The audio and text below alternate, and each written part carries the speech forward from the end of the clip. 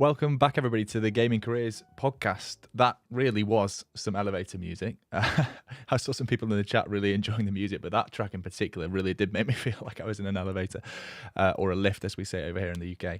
I think we're on episode 60, which, I don't know, that seems like quite a big number, Ben. I know you haven't been here from the very, very start, but you've done the vast majority of these episodes with me. So how are you, mate? And congratulations, I guess, on episode 60, a nice round number. How you doing? I'm good, man. Yeah, 60 is kind of crazy because how many did you do when you started, Pete, before I came on? Do you remember it was like 12 or something? I don't recall. Yeah, somewhere around there, like 10 to 15, I would say. But the podcast is infinitely better with you on it, Ben. I don't have to do quite as much talking, and Thank you. the viewers get both sides of this story, even though we agree far too often. Quite a lot to talk about this week, really. I mean, in terms of platform updates, we've got Twitter, TikTok, Discord, Facebook, Twitch, and YouTube updates. Pretty much every social media platform you could wish for. I guess we need to check if Glimish has run any updates recently, and Mixer coming back to life. But pretty much rounding off all of the platform updates and what they've been working on. But let's start with a little sneaky teaser clip that we saw. So last episode, or the episode before, I can't remember which one it was, when we talked about Sykkuno leaving Twitch to join YouTube. There was a few streamers reacting to this, and Toast in particular, who is obviously close with Sykkuno, they're all in that kind of same friendship streamer group, seemed to share that he knew of a few more streamers moving to YouTube. Did you see this, Ben? Yeah, I think we had touched on how we thought there might be more actually moving to YouTube. And since this last move from Sykkuno, no one has yet. But it seems like if Disguised Toast, who's leaked things before, I believe, is to be believed, then we might have some more people moving to YouTube, I believe. And do you have a clip of this, Pete, to share? Yeah, let's show off. Let's see if audio comes through for this. I know of at least 5 more people going over, which is a lot, honestly. I mean, there's not really much more to share than that. He just says that he thinks he knows of at least 5 more people that he believes are moving across to YouTube. I mean, we've got to assume that means his kind of friendship group, the Twitch streamers of like offline TV type people. I doubt personally it would be someone as big as Pokimane. She just like re-signed a new contract with Twitch, but Sykkuno, not the first, certainly not going to be the last. We've made guesses before as to who we think they could be, but just interesting to see that, especially with all the drama from Twitch that we covered in the last podcast update, with any changes coming to the partner program, that it's not just you guys watching that are considering moving between Twitch and YouTube. The big streamers are also having to make these considerations, and not only just for big payouts, but also just because of new features, which we're going to get to later on in this pod. Let's start the platform updates, I think, Ben. We can start maybe with Twitter Circle. Did you hear about this? This reminds me, by the way, just straight off the bat, of Google. Was it called Google Plus, their social media platform that inevitably failed? I'll bring up the screen share here so we can see what we're talking about.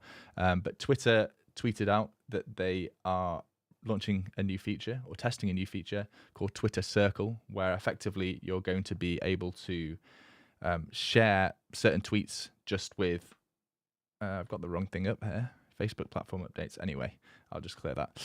We're talking about Twitter. Where they're going to be able to share tweets with just up to 150 people, so people in your closest circle. I don't know how it was for you guys out in the States, but when I first started using social media, the first platform was like MySpace and Bebo. And I remember one of them, I can't remember which one it was, but you could arrange like your closest friends, like the top 9 or top 12 or top 16. I can't remember what it was.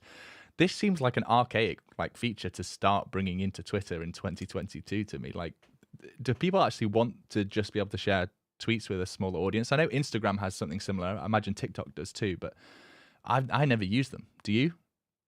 No, I've experimented with them, but I never really actively used them on Instagram, that's for sure.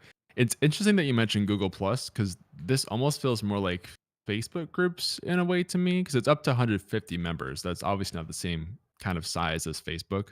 But yeah, it's an interesting feature if you want to have like smaller groups, I guess, on Twitter. I feel like this might have more traction than Google Plus did, but most people are probably going to end up just still using Twitter the same way they always have, is my guess, and not use this. But we'll see. Maybe there's some real good reasons to have a small group like that. If you have like some exclusive group of people you just want to tweet out to that group as sort of friends versus just a general public platform. It's interesting. I don't know exactly when it comes out, but I mean, we can form a group, I guess, Pete, if you want to start it off and test it out. What you mean on top of the WhatsApp group, Instagram, Discord Yeah. messages that we're sending to each other every night? Yeah, I guess we could also have a Twitter circle and include other people in it. I don't know. Twitter just seems to like release these features that I'm like, are they just bored? Are the devs just bored? Because Twitter's just been such a stable platform for so long. Are they just like trying to come up with stuff? Because I never see any of this stuff gets used. I know that there's like a way of tweeting and only certain people can reply, like only people that you follow can reply. And I kind of understand that because people get a lot, like people with big accounts get a lot of hate. But this to me just seems like Twitter are trying to get people to stop iMessaging or WhatsApping each other and instead like start sending tweets to certain groups. So I don't know if this is particularly going to be a big feature. I certainly don't really think it's going to be especially useful for streamers, but it's a platform update and we cover all the platform updates. Let's move on to one that's a bit more exciting. And neither of us spend enough time on this platform. It's TikTok. But this did pique my interest. And, you know, when TikTok does something that piques my interest, then you know it must be worth listening to because I'm probably one of the only creators that doesn't use or spend any time on it. But yeah, TikTok Pulse. The blog article actually is really just talking like from a brand's point of view as to where they can have an advert on TikTok, like right at the top. It's talking about the top 4% of videos being watched. You can have your advert placed in between these videos. But the really interesting thing is that this is going to be a revenue share, Ben. Talked a lot about it in the last podcast about revenue shares and how that might change with Twitch's updated partner contract. But TikTok hasn't ever had a revenue share before. They've had like the creator fund, which has its own problems. Revenue share is great. If this is, as it sounds like it is, going to be a 50-50 split, and you're going to hope that brands are paying quite a lot of money to have an advert running on the top TikTok accounts, then this is surely good, right? Is it time for us to swallow our pride and start our gaming careers and Benjamin Green TikTok accounts? Well, I've been testing an alt account with just game clips, and it's done surprisingly well. So I guess I need more of that and a proper account. But yeah, this is really big because this is the first full-fledged, I'd say, monetization feature, Pete, that TikTok has had. And I think you have to compare it to YouTube Shorts and Reels as well. Because I think so far the monetization has been like a pool of money, right? Like the creator fund or these pools they set aside to monetize for creators. But the problem has been it doesn't scale up with more members. So they have like a limited amount of budget. And then as more and more creators try to monetize, that payout becomes less and less as there's more people.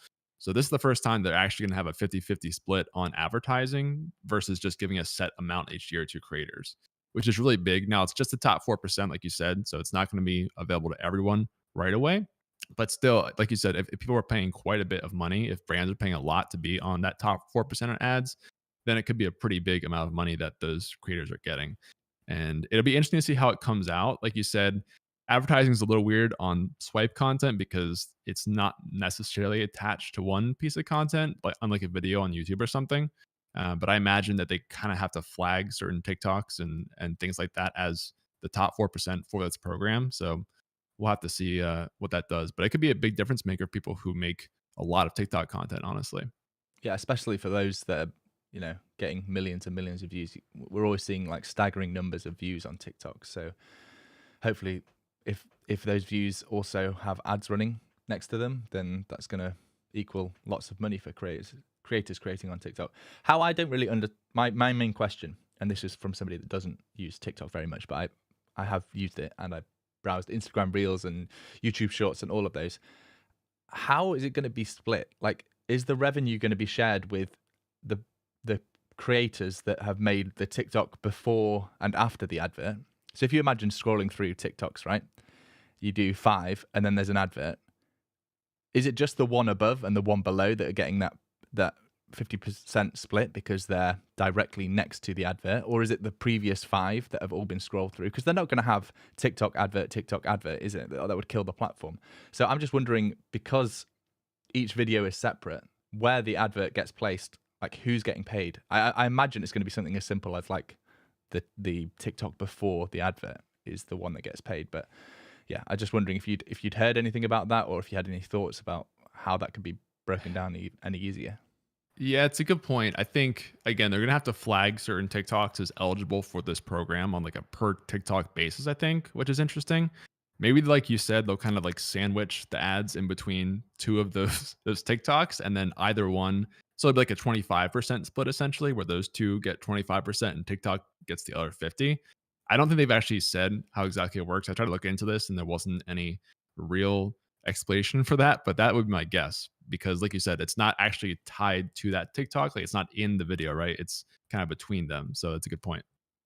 We've got something else that we can share here, a nice little thread created by Muaz, who talks a little bit about this new TikTok Pulse and the revenue split. He shares the screenshot from Mr. Beast's creator fund dashboard. So this is the current monetization on TikTok. And this is somebody who's like self-admittedly getting billions of TikTok views, and he's making like $25 a day. So the creator fund just does not pay well when you compare it to YouTube. So I think there'll be a lot of people very excited about this new revenue split. We need to find out more details about how it works and what you need to do to be eligible. Currently, it says you need to have an account with over 100,000 followers. So starting from scratch, I think that would probably take me quite a while. And I don't know if I'm necessarily interested in making even more content, but I'd be really keen to see from people in chat. I know a lot of people have big followings on TikTok, and if they're excited about this new revenue share. Anything else to add to this, Ben, or should we move on to talking about Discord's updates? Yeah, I think we can jump over to Discord. So this, I think we touched on with the podcast previously, Pete, but it's been rolling out more since we've talked about it. And that is premium memberships on Discord. So previously, I think there were like 2 or 3 servers who had this as a beta test. And now it's actually rolling out to more creators. I think one of the servers that I work on had the option to opt into the program. So I got a new little pop-up that came up to show more info on it. And so if you're in bigger servers, I would check. I think it's still a closed test. So they're kind of granting it to more servers slowly. And I would guess they're mostly larger servers for the most part. But it's interesting because there's another way, talking about our last topic, that you can monetize now besides on Twitch or YouTube as kind of like a external platform too. I'm really curious on this one, Pete, because I just feel like server memberships premium for Discord are kind of a hard sell to me.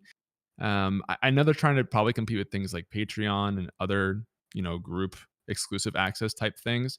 But I kind of wonder, like, how do you make a server membership that's paid valuable enough for people besides them who just want to support you? Obviously, that's one thing, which you can already kind of do with boosts. But I guess this is actual, getting a revenue cut for the creator now. So it's interesting, and I'm just excited to see it roll out to more people. Maybe there's be some really creative ways to use membership that we just haven't thought of. But Pete, what's your take on seeing this kind of come out more? Yeah, just to share a couple of other updates from it. It's a 90-10 split. So depending on what you have your membership levels set at, you'd be earning 90% of that money. Obviously, you're going to lose a little bit of money to like processing fees. And there's also a $25 payment threshold. So similar to how Twitch works, you need to meet that threshold before Discord will actually send the money to you. Yeah, I think you've raised a good point there. People need to think if they want to introduce this feature or introduce this way of being supported by their community about what kind of perks they could offer, because this is pretty much a direct competitive feature that has been built to combat Patreon. And you see a lot on Patreon. One of the perks that people set is an exclusive Discord server. So Discord think, hey, we could actually build that. And then rather than Patreon taking the 5% or whatever they do, we'll take 10%. And it makes a lot of sense for them to do so, because I think a lot of communities do live on Discord. But I think as a creator, you kind of need to think about what reasons and, what features could you build into these like locked channels in your Discord that are available to people that become premium members. The nice thing is there's so much functionality out there with Discord bots. So you could actually create some pretty, cool Discord servers that do really unique things in terms of pulling in live streams or posts that you maybe make.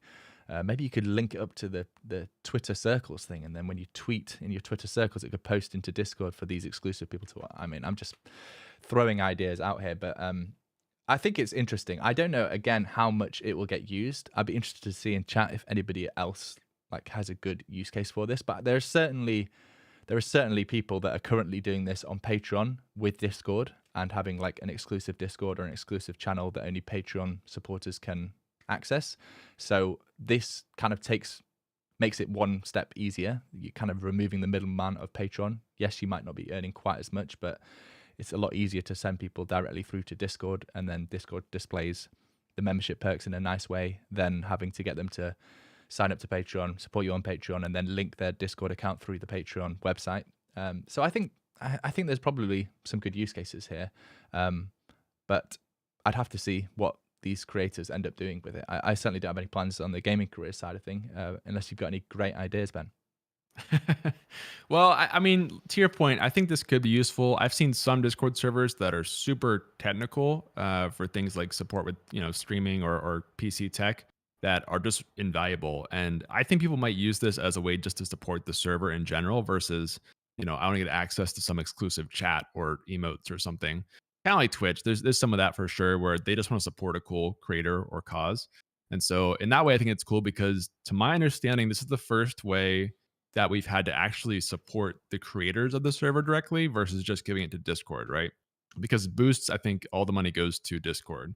Whereas this 90%, by the way, did we talk about that? Yeah, I think you mentioned that 90% cut goes to the owner and the team there. So that's a really good cut. And it might be better than Patreon. I don't know Patreon's cut, Pete, but it's definitely better than anything that Twitch or even TikTok have currently.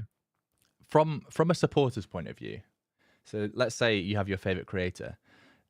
Are you ever overwhelmed by how many platforms there are now that you can support on? Because my thinking as a creator is that I don't want to have 25 different ways that somebody could support me. Have a Twitch channel they can subscribe to, a YouTube channel where they can become a member, or super chat on YouTube, a Patreon, a Discord server that has different tiers. Like it just gets a bit overwhelming. So you definitely have to choose your platforms, and all of these platforms are making these features because they can take a slice of that money. They know that if they build a really good feature that people use a lot, then they're taking 10% for obviously there is some work in setting up, but effectively for no work once it is set up. So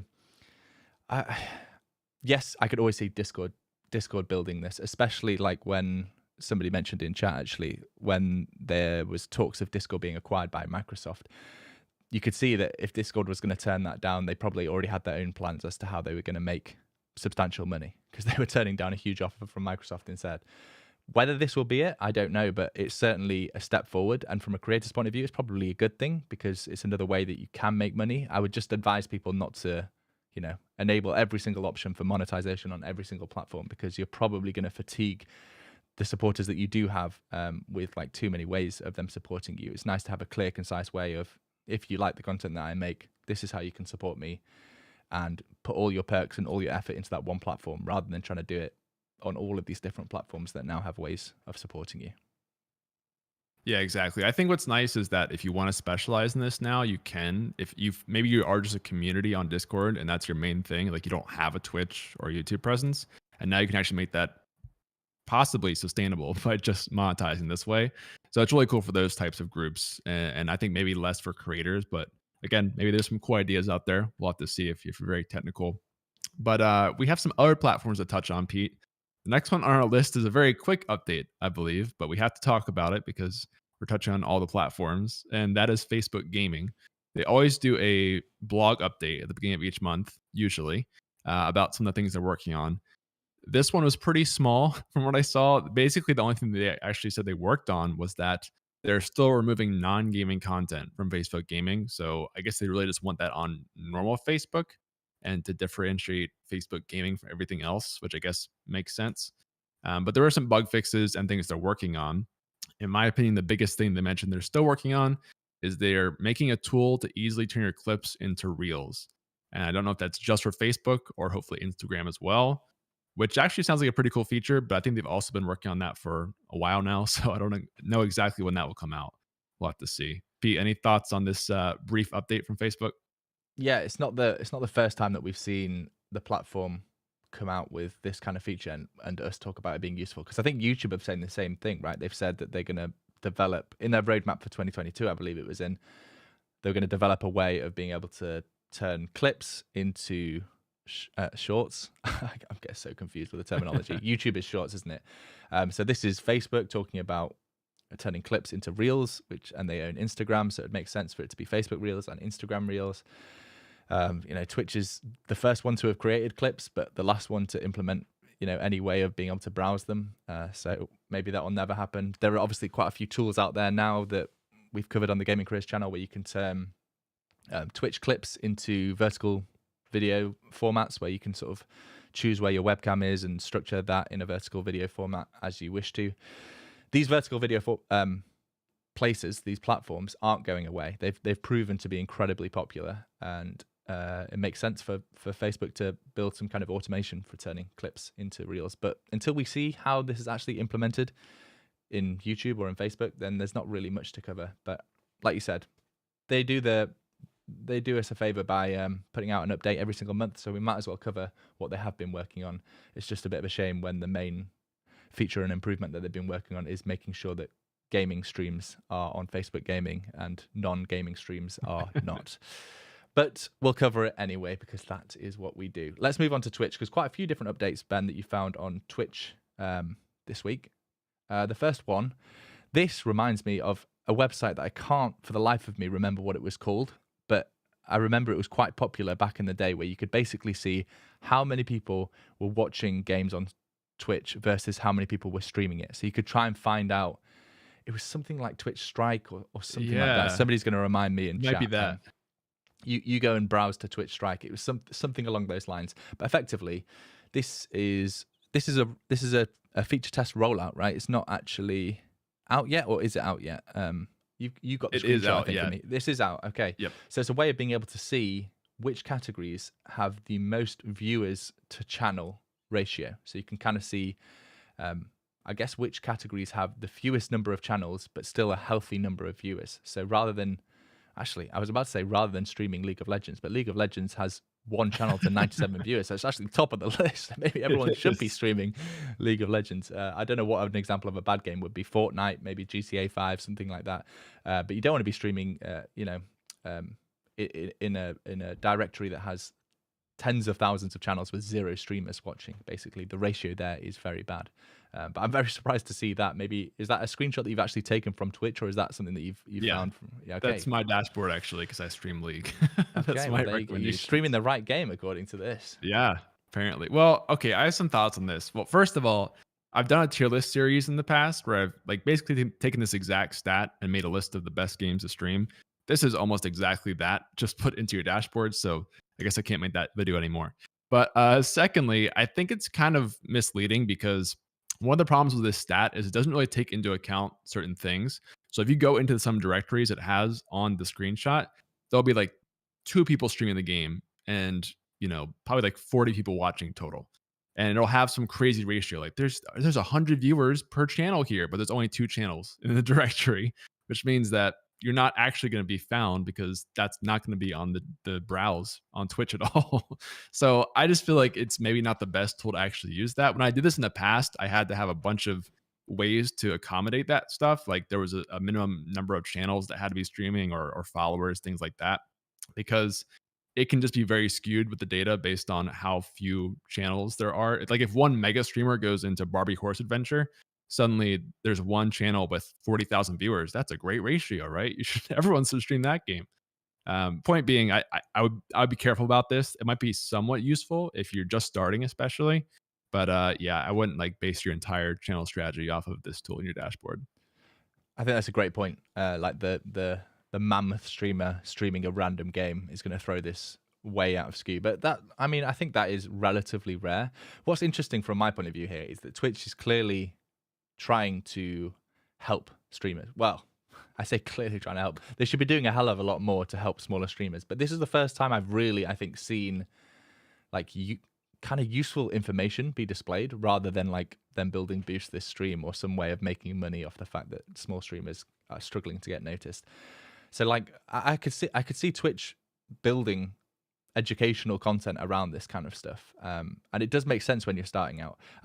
I would also advise that it's not always the best tactic to just stream what potentially can get you the most viewers, because then you might get stuck streaming that game, and if you try and rotate your games, then you'll lose the viewership. So yeah, chasing one of their suggestions just because it has a high ratio might not be the best strategy. I would always concentrate on a game that you have a unique opinion on, or you're very good at, or you enjoy playing at the very least, so that you're not going to end up hating streaming just because you're forced to play a game that you don't want to play.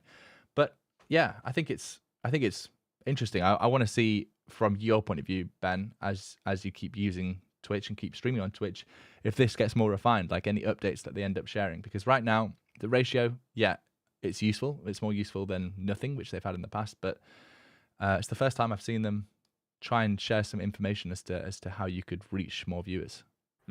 Yeah, I think this is actually very helpful for new viewers who probably look at Twitch and say, okay, if I want to be successful, I have to stream League and Call of Duty and Apex because that's what everyone's watching. Whereas that's not always the case with these platforms. So I think it's helpful for that group, especially. But yeah, don't take this as gospel. And like Pete said, definitely don't stream a game just because it has a high ratio and you have no interest. Because I'm not going to go stream Gwent off this. I'm sorry, I have zero interest in playing that game, unfortunately. But there was one other. I'd never even heard of Gwent, so that's it's like the Witcher card. No offense to anyone who loves Gwent, it's just not my type of game. Transparently, but 68 viewers to every one channel live, Ben. Yeah, that one channel with 68 viewers is really carrying that. There was one other discoverability tease, though. I'm gonna jump around a little bit here, Pete, since we're on that whole topic. Basically, a couple people noticed on Twitch that they had automatically been given a tag that was called emerging, as well as a left sidebar, like a text string basically in their tags that they couldn't delete. And if you've seen this, I'd love to know. But it looks like Twitch might be adding a new section, probably just on desktop, to replace the friends area. Because we talked about how they're removing friends, I think, last week. And so that'll leave an area open on the front page on your sidebar. So now there might be like an emerging streamers section that they're adding, is my guess looking at this. They haven't actually come out and said anything yet on this, so we're kind of going off speculation. But the fact that you can't delete it makes me think that Twitch is manually flagging certain creators for this. And so I wouldn't be surprised if in the next couple of weeks, Pete, we have an update where they talk about this, which in my mind is cool. It would just be for desktop, which kind of stinks. But again, any discoverability we can take from Twitch, I'm down for. And this to me is bigger than what we just talked about if it does come out. So I'm excited. But yeah, I've talked a lot here. Pete, what do you think? Well, I'm going to make you talk even more. Do you know any of the details behind this? Like, what size channels was it appearing on? Was it people that were having a higher viewership than normal? I don't know exactly. I think there was only a couple channels that even talked about it. And I imagine if they're in the emerging tab, they're probably not just starting, but have built a decent little following and might need to get to partners still, something like that. It's only been 2 creators that I've seen this, but again, the fact that you can't delete it and it's got that text string makes me think it's not an accident that it's on there. So we'll kind of have to see when they do have some more info on it. Yeah, let's move on to talking about another Twitch update. I think this is, again, your screenshot. You've been screenshotting all around the Twitch dashboard for us, Ben. Creator chat highlights. Tell me about this. Yeah, so this is a new feature that if you guys have been streaming on Twitch, you've probably already seen. We already had a new thing on Twitch where when someone talked for the first time, it would highlight their message a little bit. They've taken that feature and beefed it up. So now it shows more vividly and pink when they talk. They've added 3 other features for chat highlights that you can also opt into, which are mention messages, moderator messages, and subscriber messages, which specifically is messages from subscribers, not subscriber notifications. I tested this and it was kind of interesting. I love the first time chat one. That's been a great addition from Twitch. The others are nice too. If you have a fast enough chat and you need them, I found when I turned all of them on, it was kind of crazy because every message in my chat was highlighted. So that was a little extreme. But definitely, I think first time chat and moderators seem very helpful for this so far, especially moderator if you're in a very busy chat without a lot of mods in there. And can you customize the look and feel of them, or are they set in stone? Pink is always first time chat. You can just enable and disable, because I see this little toggle option of default and minimized. What does that change? Oh, I see it up top.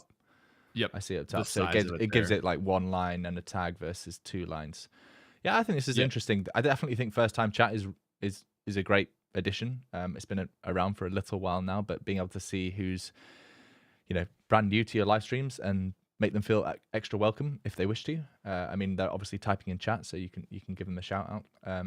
And also, yeah, I imagine in really busy chats, it could be hard to see messages from your moderators or subscribers. So being able to enable and disable this, I really like how Twitch has approached quite a lot of the new features with like customizability straight out of the gate. Is customizability a word? It sounds far too long. Options to customize straight out of the gate, because I think the first time I saw it was when they were dealing with the hate raids and they enabled all of those options that you could customize based on whether the user had to have followed you for a certain time or have their email verified or have their phone number verified. And it just makes their job a little bit easier because it allows people to really customize the experience and it's not like hard forced on a user. So yeah, I like it. I think it's nice. I don't really see any reason why people would hate on this, but I'm sure people do have their reasons. But we've got a couple more Twitch updates. One more Twitch update. I think the deeper chat engagement analytics on Twitch VOD. So let me just find the screenshot that we have from Zach, who has caught this. Effectively, you're going to be able to see more analytics based on your Twitch VOD and specifically when you got the most reactions in chat. So I imagine this is how many messages per minute or per 5 seconds, as it shows in the screenshot here, you get, and it's going to make finding highlights super easy. If you create a really clutch moment in your stream where you 1v5 in Valorant or something like that, you're probably going to get a lot of messages in chat, and here you can easily scrub through and find when all of those messages were. And likely, if you mess up or fail or something happens, the same is going to happen. So it's going to help with creating highlights, I imagine. Any other uses that you can see for this, Ben, or is it really just for pulling out those clips and hopefully turning them into vertical video at some point? Definitely what you mentioned, looking back at highlights and turning into clips. But I think also if you're trying to like work on how engaging you are just talking to chat and getting people to respond, that's what I thought of when I saw this initially. So you can go back and see the points in your stream where there was the most activity and then see, okay, what was I doing at this point? Was I actually just talking to chat and causing discussion? Was it just a clip moment that was really funny or a fail or something? And how can I do more of that to get more chat engagement? So that was my thought. I like this view a lot, actually, and you can just scrub right through the VOD and find the spot. So I don't think it's live yet. I looked around my dashboard and I couldn't find it, but if somebody else has seen it, let me know. I could have just missed it because Twitch's dashboard is getting more and more sprawling these days, honestly. Yeah, a lot of options. I see this being really useful, especially if you have the ability to like dive into the data and really, if you run your stream in certain segments where you do just chatting for the first half an hour and then you start playing a certain game, then you start playing another game, but maybe you haven't really seen how that impacts anything other than your viewership. You haven't really seen things like Twitch, the chat and interaction. This is going to be a really useful tool. You can maybe see which sections you should spend more time on or less time on. If you care about that stuff, if you just want to stream, then you do you, obviously. But seems like a good tool. I like being able to analyze things like that. I wish YouTube has something similar. It probably does, but it's buried in there like thousands of pages of analytics that you get. But yeah, cool tool. I think that's done it for Twitch, unless I've missed anything. So we can go on to the biggest updates, which are the YouTube updates. Some juicy ones here, Ben. Where do you want to start with YouTube platform updates for this? We got to build up to the biggest things, I think. So even though there's a lot of big stuff in general here, the first one is, I believe there was a creator insider video update. So this is on the video side of YouTube, not the live. But I think they've confirmed now, per their last video, that they're actually, and I guess the blog post here, that they're bringing A/B testing to YouTube this year, which is huge if you are someone who's often tweaking your thumbnails. I know I've definitely tweaked my thumbnails after uploading a video just to test certain things. And Pete, maybe you have too. This would be huge if they actually have a built-in feature to do that. You can just put two up there and it'll automatically use the one that performs better. And it'd be great if they had titles too, but obviously thumbnails is a huge start to this. And I think people are going to love having this on the creator side, maybe even for live streams too. It could be there too, honestly. So I'm excited, Pete. How about you? Yeah, I'll do a little bit of explaining because A/B testing is not the most obvious feature name to everybody, but effectively what A/B testing is, and you see this on websites or any kind of data analysis where you're trying to work out which of two options is better. For YouTube specifically, people have used other tools like TubeBuddy to be able to run 2 different thumbnails or 2 different titles against each other. So they'll alternate every day at the same time, and then it will be pulling in the data to see which of those 2 is getting more people to click through, more people to watch for longer on your videos, which is ultimately what you want, because that's going to help the video get picked up in the algorithm and suggested to more people. But we've had to use external tools to do this, and it's a bit clunky. You don't really want to be changing thumbnails, especially in the first week, I wouldn't have thought, because it's just going to be throwing the data in all kinds of directions and maybe affecting how the video performs.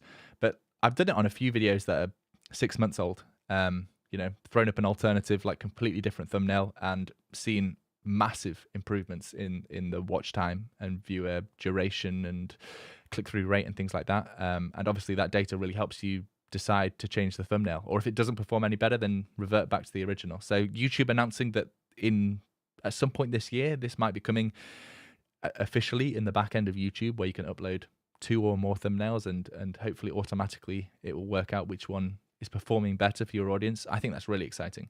I'd love to see it be more than just thumbnails, definitely thumbnails and titles, because it's kind of the combo of those 2 that you need to get right. But I'll definitely be using it. Like I said, I've used tools in the past to do this, and since YouTube thumbnails and titles are annoyingly so important to how a video does, the more tools that we can get for those, the better, really. Yeah, I totally agree. So when we have more info on the release timing, we'll definitely share it here on the podcast, because that'd be a super nice feature for both videos and hopefully live as well. I think the next feature to talk about, speaking of Creator Insider videos and things, is that the clips feature is now available to everybody, I believe, regardless of your subscriber count. So they've kind of been walking this down a little bit over the months with certain levels of subscribers needed. Now it's open to everybody, which is super cool. Just like Twitch, finally that's on the same kind of level. And I think this is a really underrated feature of YouTube, Pete. I've even used some of these, like the podcast clip we had last week of Saikuno. That was a clip that I just pulled from our past podcast. And it's really nice to use. So I'm excited to see it be used by more people in general now, especially when sharing it off, on Twitter, Reddit, that kind of stuff too. Yeah, they've not only announced that, they've also said in this tweet, lots of additional clip features are on the horizon too. We have heard your feedback. So like we mentioned, that could be the automatic creation of vertical videos from your clips, but hopefully much more, because YouTube clips are quite different to Twitch clips. The ability to, easily watch the full VOD where the clip came from, it's much easier than how it works on Twitch. So excited to see where this goes. But yeah, it's good that this rolled out to all creators. I kind of hate when YouTube rolls things out to 100,000 plus subscribers, because we'll cover it because it is news, but then it's kind of it's a bit disheartening to a lot of people watching, because that's a pipe dream subscriber count for them. So yeah, when features get to roll out to everyone, for all creators, that's where you're gonna really see people enthusiastic to use the platform, because they know that they too get these same features. And clips is a great way to help grow your channel. If you're creating really good content, creating shareable social snippets and things like that, hopefully they keep building on this. What else have you got, Ben? I like this format of you introducing the features and then me getting to be the analytics behind it. Make me do all the work. Yeah, exactly. Yeah, so we're into the 2 big ones, I think, of the last couple of weeks here. So YouTube really came swinging with 2 features that have been wanted for a long time, especially by some of the biggest creators who've moved over from Twitch, by everyone in general. Now they are, like you said before, they're limited, unfortunately. So they're not open to everybody just yet, but at least the features are coming now. And the first one of those is called live redirects, which is basically raids. I think that's probably what people will end up calling it anyway. Live redirects, just like on Twitch, you can push your viewers at the end of a stream into another stream. It's a little more clunky right now than how Twitch does things, and I think they've kind of tried to be safe with it for the most part, because of hate raids and things that have happened. But yeah, so this feature is enabled, I think, just for certain channels right now, Pete. And there's a bit of opting in you have to do to it on the receiving channel side, as well as the person sending. Do you want to touch on this one a little bit? Yeah, so I think best way to explain this is that YouTube has clearly seen how successful of a feature raids is on Twitch, and how it can be a great way to encourage collaboration between streamers. You end your stream and you send your viewers to another streamer that you like and you think your audience might like, and we all grow together. We're all in the same boat, as they say. But they've definitely also learnt a lot from the hate raid situation, which happened on Twitch and continues to happen on Twitch. And Twitch is having to build a lot of features to help combat that. So YouTube have started extremely cautiously, I think is probably even an understatement in how they have rolled this out. Not only do you as the streamer have to, find and choose the channel yourself, you have to be subscribed to them or have added them in your backend to as a channel that you want to be able to send a live redirect or a raid to.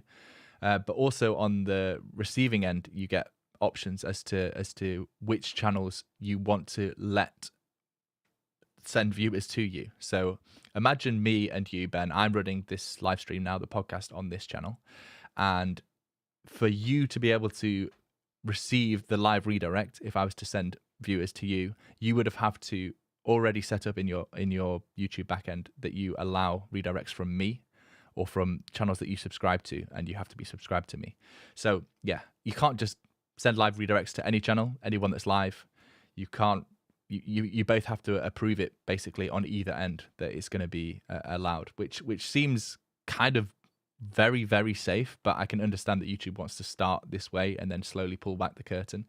I think probably it's going to eventually revert to the opposite, where you could probably tick a box and say anyone can send a live redirect or a raid to my channel, but then if you do get any bad actors, then you can start to add people to a block list effectively that can no longer raid you, which seems like kind of a reasonable way to end. But like I said, they're starting with this feature really rolled back. It's only available to streamers that have 1,000 subs, and that's the streamer side, not the receiving side of a redirect. So anyone can receive a redirect no matter the channel size, but again, have to have gone into your backend, customized that you allow it, and subscribe to the channel that is sending it to you. So it's nice that it's finally here.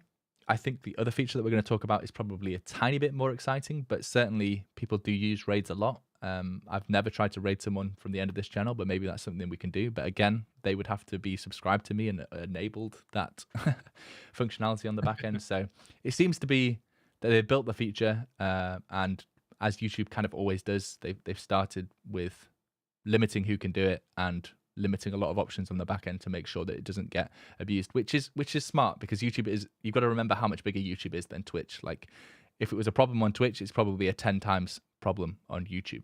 This is a platform that gets used worldwide, not just in certain countries. So yeah, Ben, I've rambled for a long time. I think I've covered everything about live redirect, apart from how bad of a name it is. Are we just going to call it raids from now on? Because my brain cannot keep up with this spreadsheet of shorts, reels, all the different names of those, and then we also have to have different names for subscriptions and memberships and live redirects and raids. Like, they can they not just copy the feature and copy the name? Why do they have to come up with a new name like they've come up with the feature for the first time? They totally can. I mean, look at Clips. Clips is the same across all three, exactly, right? And it's worked. It's a good name. Yeah, so use exactly. I think we should do that. So fun fact, I actually tried. I did enable you to raid my channel, Pete, as a test before this video, before this stream. And it was just kind of clunky because, first of all, you have to add each one manually, and you can't just type in the name of the channel, right? You have to get the full URL of the channel and add it in there one at a time to enable that, which is kind of tricky. Obviously, it's still a sort of beta, and hopefully they'll fix some of these issues. It's just really tough right now unless you kind of plan a raid in advance, I think, to be able to do that. Otherwise, you can't just really raid people on a whim like you do on Twitch sometimes. And I get why I did that. But yeah, hopefully they'll improve that, because I think it's a great feature if it gets a little more user-friendly on both sides, not just, the person being rated, but the person rating too. Because I think it's the same thing where you have to have that full channel URL to send to, not just a name. So anyway, that's my feedback on that. And you got to remind people that YouTube live URLs are completely unique. It's not like Twitch, where you can go to twitch.tv/Tim. No, wait, no, he's not on Twitch anymore, is he? /Benjamin Green, and like always get the live stream that is happening right now. It's a unique URL each time. So the fact that you'd have to go and find that unique URL, it's got a long way to go, but it's nice to see that they're living up to their word and they are actually building that feature. What other thing just to cover, a small caveat, you can also redirect to a premiere, so a YouTube premiere. So if you're premiering a YouTube video, with a countdown, you can send your live redirect to that as well. So if you have a super popular live stream and then a new video comes out, we should probably do that one week. Maybe next time I have a YouTube video coming out on a Monday that it's like ready for post podcast, then we can send a live redirect to that premiere. But let's move on to talking about the more exciting feature, I think anyway, because a lot of people have been wanting this for a long time. It is gifted subs, or as YouTube are calling them, gifted memberships, because subscribers mean something different on YouTube, as I say, through gritted teeth. Gifted memberships are now here. So exactly the same as you can on Twitch, you can go in and buy other viewers of the channel memberships, which is exactly the same as subs on Twitch. But there are some caveats, because it's a new feature, how they've explained it. But we've seen the big streamers really push for this, haven't we? Like right back from Courage and Valkyrie days of joining YouTube, the first two really big creators to have signed an exclusive contract with YouTube. They've really wanted gifted subs or gifted memberships, because it's a big part of their earnings, isn't it? Back on Twitch, gifted memberships, you do have these sort of viewers that spend a lot of money and want to get all these fancy alerts happening on stream to show that they've donated 100 gifted subs. So yeah, that's now on YouTube. It makes sense for YouTube to implement a feature that the big streamers want and a lot of viewers want as well. What have you got to say about this, Ben? When are you dropping 100 subs on this channel? Actually, I don't think I've even enabled memberships on this channel, so I'd have to do that first. And I'd have to do it 4 times, I think, because so there's a lot that they're still working on with this, right? There's certain intervals that you have to choose for your gifted sub. I think you can't just gift 1 sub. You have to do like 5, 10, or 15. Pete, correct me if I'm wrong. I think they've 5, changed 10, or a couple 20. of those. Okay, or 20. Yeah. So I'd have to give it 5 times to get to 100, but I could do it. The other piece so a couple things. First of all, I think this is probably the most requested feature from big streamers. And for a lot of them, it was conditional for them coming to YouTube, was the promise of this coming. And so it's good that it is finally here. And I've seen it used on a lot of channels already. I poked around, Dr. Disrespect and Tim and Ludwig, and a lot of those creators already have access to it. The only thing is it is currently probably like the most limited test that I've seen so far. You have to opt into it by filling out a form, and then YouTube gets back to you, and you might be eligible for the test. So this is even more pared back than the raids we just talked about. Is that form for the streamer or for the person gifting the memberships? For the streamer, yeah. To even get the feature to have gifted subs on your channel, you have to fill out a form and apply for the beta first, essentially. But yes, there is stuff to do on the viewer's end as well. So if you're in one of those channels that has the feature enabled, you have to opt in to be able to receive gifts from other viewers when you're in that specific channel. So again, similar to raids, this is on like a per channel basis. It's not like you can set your account to be gifted for all subs and be eligible. You have to say, okay, I want to be able to receive gifts from Ludwig, from Tim's stream, from Doc's stream on each individual channel. So again, I'm seeing like some really caution and safety from YouTube side on this. And it is definitely still a beta test, but at least the feature is here. And so far it's seemed like it worked pretty well in terms of like how it shows in the chat. And I haven't seen any bugs with it so far. It's just there's a lot of steps to get through it, essentially, Pete. But yeah, I'm excited for it to see where it gets in the future. So what do you think?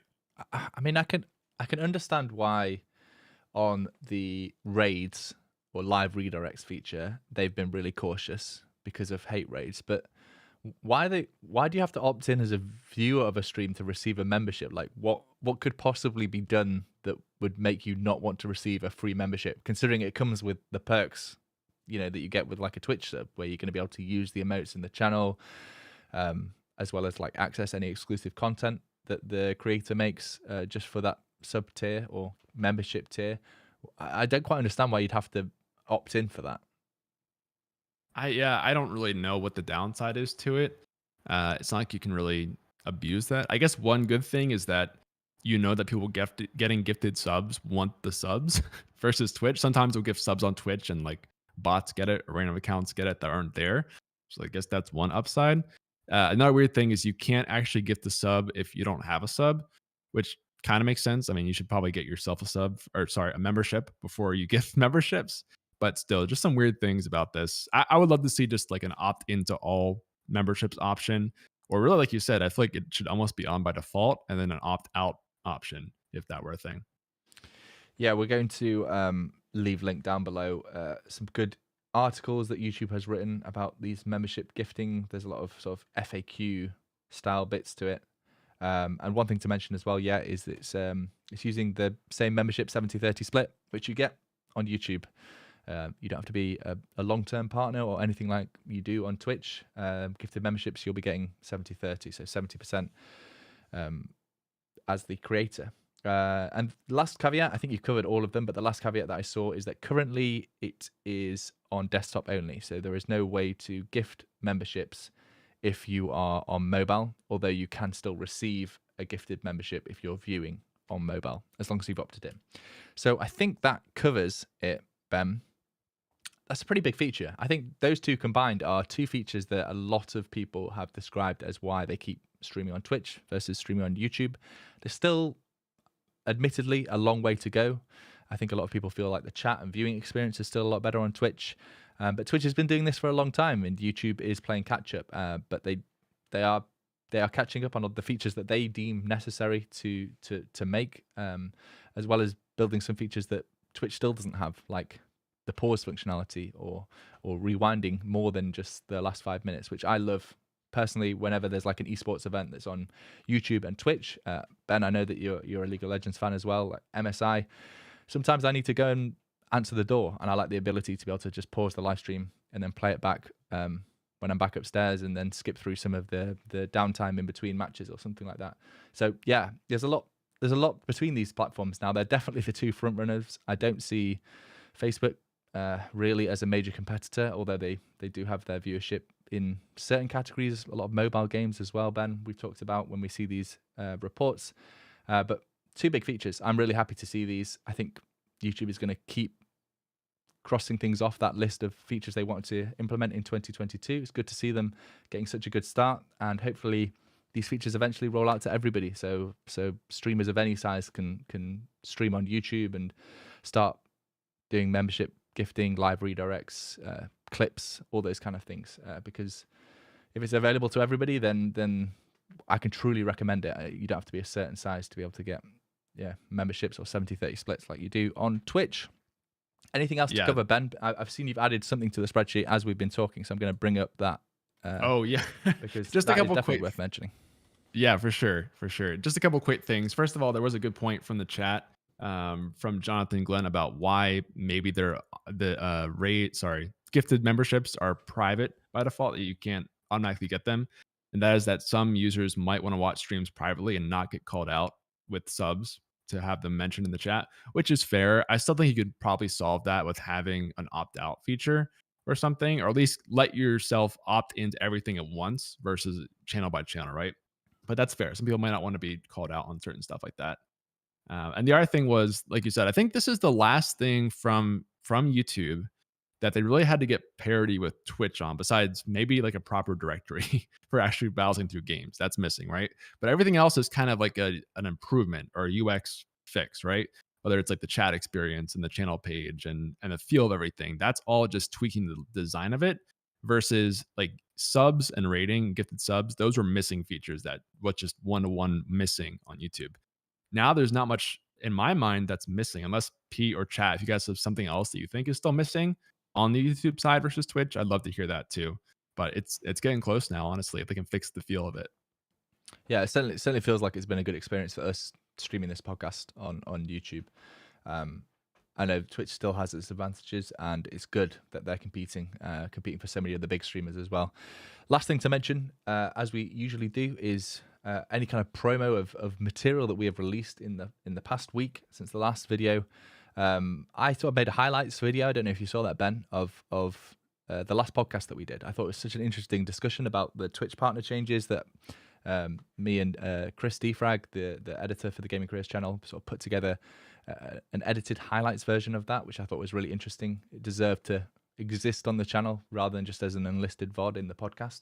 But you've also released your first ever product review, and I gotta say, I watched this and you should have way more subscribers than you do, because this is about 100 times better than the early reviews that I was doing.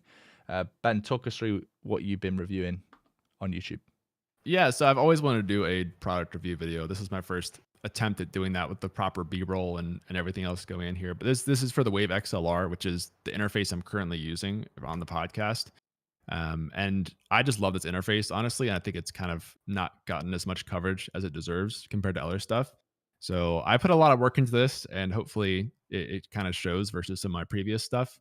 If you guys want to check it out, that would be awesome, especially if you're in the market for an interface, of course. I think this is, like I said, is a pretty underrated one compared to like the Wave or the Go XLR and that kind of stuff. So would mean a lot if you checked it out. Yeah, it's got some really great insights into how Ben's audio setup is put together, how he gets to use guitars in his live streams, all those kind of things. I always think it's really interesting watching a different person's perspective, because you use it in ways that I don't use it, or I didn't use it when I was reviewing it. So definitely give it a check out. Show Ben some love. We'll leave it linked in the description for the people that are watching this after the fact, or the people listening to the podcast, or you can just search Benjamin Green on YouTube and find it in his YouTube feed. So I think that's probably going to do it for this week's pod. Lots to cover. It was great to get through so many different platform updates, Ben. As always, making sure that people know all the different ways that they can now monetize their content creator business. You've got TikTok, Twitter circles, or whatever they were called, the Discord memberships. You got Facebook rolling out updates, YouTube, Twitch, loads of different platforms, all competing for your attention as a creator, and hopefully some of your audience's money as well. But yeah, really, really great covering the news, as we always do. Thanks everybody that's watched and joined in live. It's been great to see so much chat going on. We do need to find a way to be able to get more eyes on chat, because there's so many great points being brought up, and we have this great feature where we can highlight messages on chat. But thank you so much for everybody that's watched live. Thank you so much for everybody that's listening after the fact on the podcast. And we'll see you next week. Peace. See ya.